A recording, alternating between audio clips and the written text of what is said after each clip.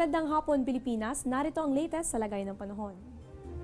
Patuloy nating binabantayan ang Bagyong Lawin na huling namataan sa layong 950 kilometers east ng Daet, Camarines Norte.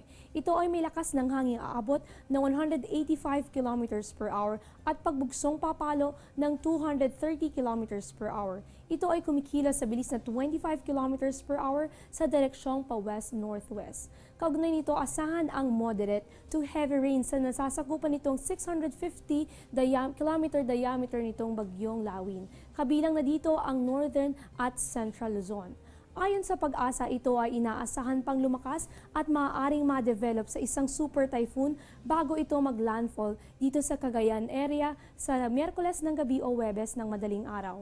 Inaasahan itong tatawirin ang Apayao at Ilocos Norte at posibleng lumabas ng Philippine boundary sa Biyernes ng umaga. Huwag po kayong aalis, aming pagbabalik malalaman natin ang magiging lagay ng ating panahon.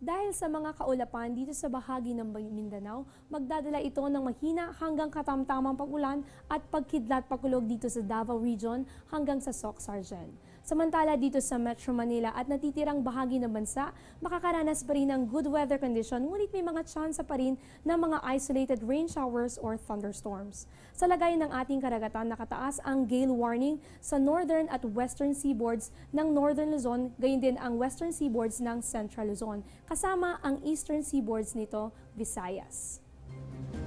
At yan muna ang latest mula rito sa Pag-asa. Patuloy na tumutok dito sa Panahon TV para sa mga updates na ilalabas namin kaugnay sa Bagyong Lawin.